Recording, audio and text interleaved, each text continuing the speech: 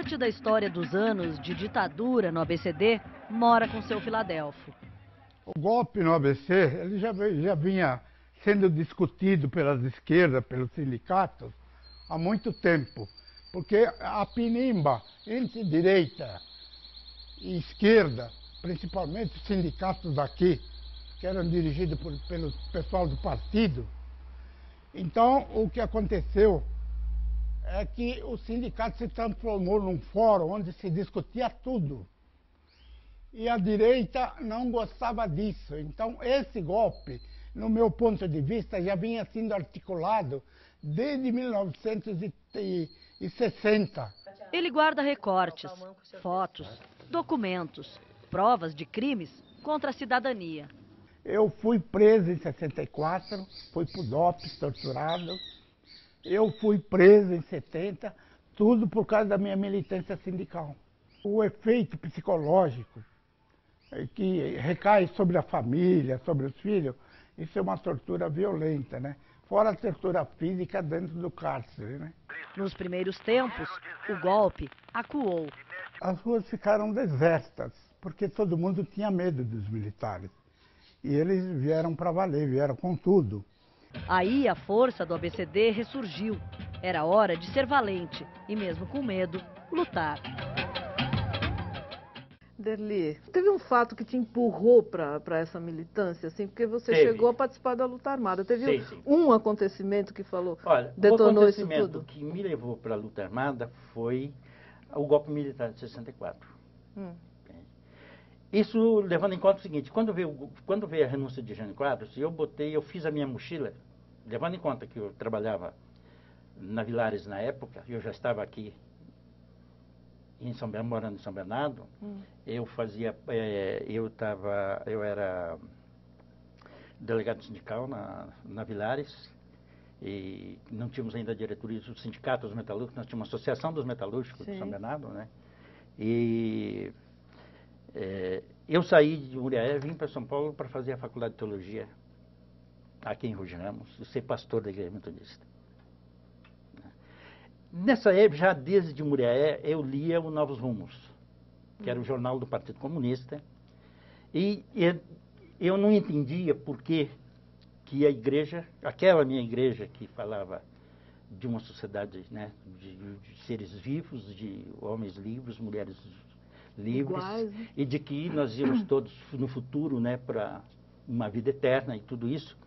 E ao mesmo tempo a realidade era outra, né? Exatamente. Os mais reacionários que tínhamos lá em Muriaé, uma grande parte deles me sentavam na igreja, sentavam lá nos bancos da igreja, junto comigo. Eu falei, eu não consigo encaixar na minha cabeça de que eu sou igual perante Deus desse dono da fazenda, que tem um bando de escravos.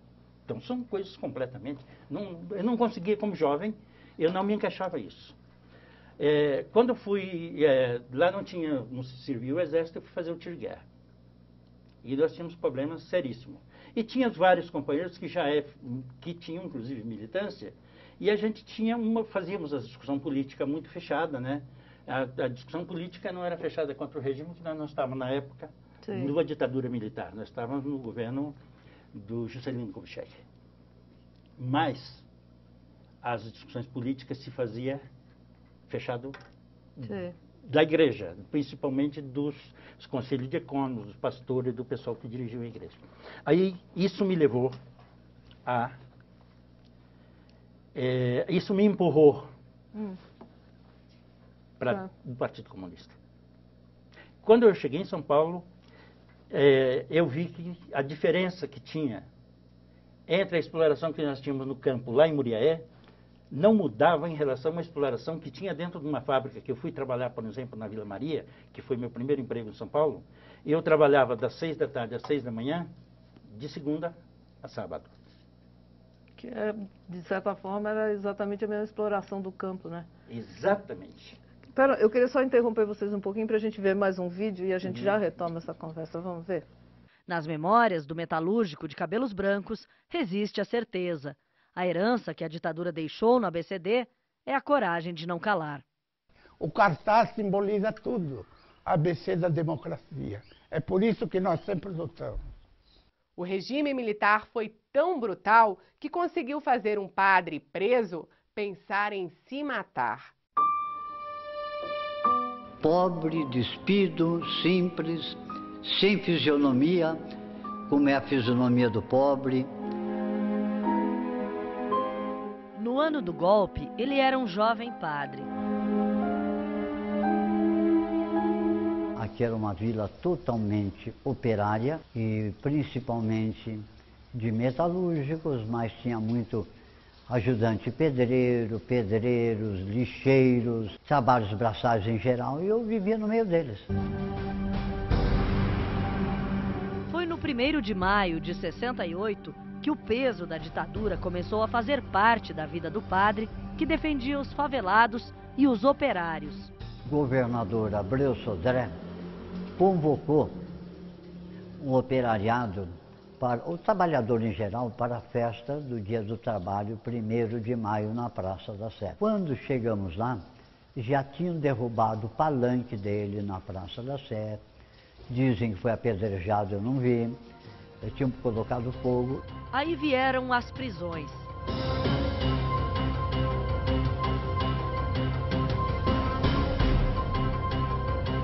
Dores físicas. Empurrões, soco no ombro, nas costas, choque. Sei lá, a gente nessa hora nem sabe, mas o cacetete, que eles falavam, cacetete elétrico, que encostava assim, a gente sentia estremecer. Dores psicológicas. Ele tinha dito para mim, o delegado, a melhor coisa para ele se atirar daqui de cima, para não ver o que nós fizemos e vamos fazer com a mãe dele. E para não saber o que nós vamos fazer com ele também. Então me deu duas vezes assim, aquela vontade. Se eu der um pulo para trás, eu me atiro e morro instantaneamente lá embaixo, não é? Passou pela sua cabeça isso? É, mas coisa passageira. Foram 4 prisões e muitas lembranças. Eu considero que a maior tortura psicológica foi num dia em que me algemaram junto com uma senhora bem simples, né? Uma camponesa de uma cidade do interior do estado de São Paulo. Se dirigiram a ela com os maiores impropérios, imoralidades e mexendo nas partes íntimas dela. E queriam que ela falasse onde estava o filho dela, que era um universitário aqui de São Paulo. E ela realmente, coitadinha, não estava mentindo, não sabia. Padre Rubens é um sobrevivente. Nossa, a gente perde um pouco o fôlego quando a gente vê tudo isso. Porque nós começamos, depois de toda essa trajetória cristã, né, nós começamos a fazer um movimento de alfabetização Paulo Freire na Vila Palmares, juntamente com o Padre Rubens. Sim. Eram estudantes da USP que vieram nos dar aulas lá na catedral de antropologia, sociologia. Eles tinham feito a Operação Ubatuba. Então, eu, como trabalhava em São Paulo, no banco, eu tinha contato com uma moça que também trabalhava no banco e que tinha contato com esse pessoal. Levei esse pessoal para Santo André para fazer esse treinamento. Participaram mais ou menos umas 70 pessoas, mas não professores, eram operários, estudantes, porque era a única forma de fazer alguma coisa depois do golpe militar de 64. Então foi em 65. Você tem uma porção de documentos aqui, o que é que eu vou falar no final? É o seguinte, hoje nós estamos fazendo um recorte da história. É muito difícil contar essa história em poucos minutos. A gente está fazendo um fragmento, né, de um todo enorme. Eu estou com 68 anos, comecei a militar com 20. Quer dizer, então é uma... E sempre estive no movimento na hora certa. Então eu participei desde lá da igreja, da ruptura com a igreja tradicional, até as diretas já, formação do PT, depois PSDB, quer dizer, eu fui uma mulher presente. Não é? Quer dizer, eu sou feliz por isso, porque eu sou presente. Aqui está a história do SNI. Sobre o meu marido, são 47 dossiês, porque ele foi o responsável pela ação popular. Eu levei a ação popular para Santo André, depois desse movimento do Paulo Freire, e o meu marido era o responsável pelo ABCD, coordenador da ação popular. Está tudo aqui escrito. É engraçado, porque a gente não sabia que eles tinham tudo isso, né? Sim. E aqui dos movimentos sociais do ABCDM. porque eles têm toda a ficha, desde o Fundo de Greve de São Bernardo, desde das associações de bairro, do movimento, tudo que você pensar, do CEPES, que era um movimento político de Santo André, que nós fundamos para discutir política, já que você não podia fazer nada, né? Sim. Então vamos discutir política. Então está tudo aqui. Quer dizer, eu tenho mais coisas ainda, né? São dossiês. Vai. Eu estou tomando coragem para fazer isso. Né? Porque não é fácil. Tem que mergulhar numa história dolorosa, que você né? já passou dolorosa. E eu gostaria de falar um pouquinho do irmão do Enfio, porque, na verdade, fomos nós que fizemos o núcleo da ação popular, funcionava com células de base, né? E o núcleo do Zaira, fomos nós que fundamos, quer dizer, que organizamos o núcleo do Zaira. E com o 1º de maio de 68, tanto a igreja, ela se prestou muito, porque tudo que a gente precisava fazer, fazia escondido nos salões da igreja. Sim. Então, oposição ao sindicato que estava na mão dos interventores, em 1965, que participou Filadelfo, meu marido e muitos outros companheiros, eram feitas na igreja de Santa Terezinha, sim, que era dirigida por padres franceses. Sim. Então, o ABC teve ajuda. Padre Rubens, tudo que era reunião subversiva, chamada subversiva, era feito na igreja do Padre Rubens, ou então na Santa Terezinha. Em outras igrejas também que a gente fazia essas reuniões. Sim. Até que chegou maio de 1968, nós conseguimos organizar no ABCDM, sem a repressão saber, um grupo enorme, mais de 100 operários, que foram para a Praça da Sé. Quer dizer, enquanto a luta, na minha leitura, enquanto a luta estava com os estudantes, a repressão reprimia os estudantes e tal. Mas quando os operários começaram a avaliar o que eles eram, a partir desse movimento grande de conscientização do Paulo Freire, da igreja, dos partidos comunistas, Polop, etc., a ALN, etc., então, quando os operários foram para a rua, na Praça da Sé, a repressão recrudesceu. Né? Principalmente em cima de nós. Vamos continuar já com essa conversa. Espera um pouquinho. É muita história. É muita história.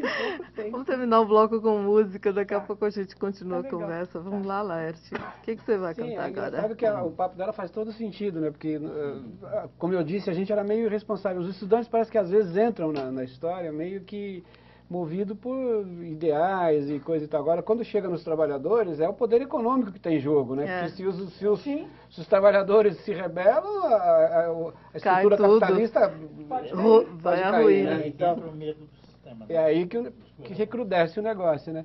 E, então, mais uma vez, em 79, voltando lá aos corredores da faculdade e tal, começou a vir a história da volta dos exilados, né?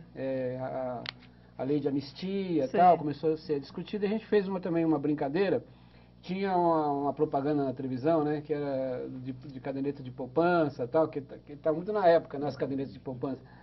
E então a gente fez uma musiquinha. E por falar em anistia.